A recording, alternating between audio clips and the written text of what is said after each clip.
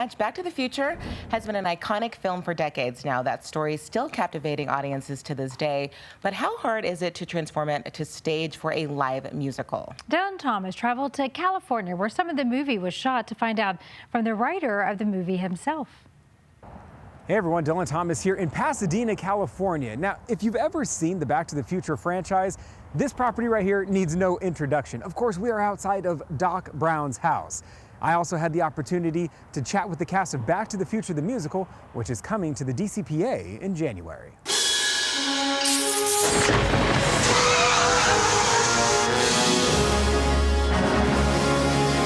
Great Scott! Like its namesake, the story of Doc Brown and Marty McFly is coming back to the future as the Denver Center for the Performing Arts prepares to tell this iconic story like never before. Back to the Future, the musical, is everything you'd expect from the franchise and more. And you don't have to take it just from me. Take it from Bob Gale, one of the men who created the entire story. It's an honor to be in the presence of this gentleman in the middle. Just explain for me the inspiration behind the show, and did you ever think that it was going to be still succeeding decades later? It's every writer's dream to write something that lasts as long as this has. Gale, surrounded by the stars of the musical, told us Back to the Future is a true story of resiliency, which almost failed. The script had been rejected over 40 times. We shot 5.5 weeks with the wrong actor. And had we not replaced him with Michael J. Fox, we all wouldn't be here today. This is heavy. Now, each night on stage, Dawn Stevenson and Kaden Broush are tasked with transforming audiences back in time musically. Why do you two believe that the musical now works today?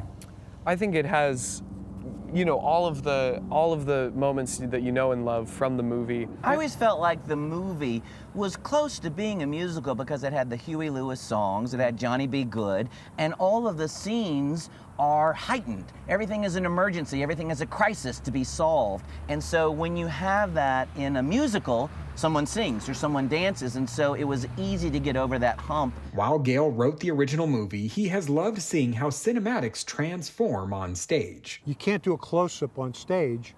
Instead, you do a song. A song is the equivalent of a close-up. This show is such a great time, even if you've never seen the original movie.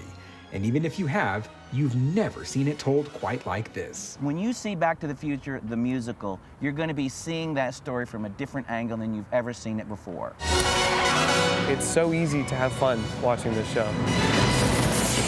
While time travel is timeless, now is your time to be buying tickets to see Back to the Future the Musical starting in Denver January 22nd. For more information on tickets, visit our website, which is cbscolorado.com. In Pasadena, California, I'm Dylan Thomas.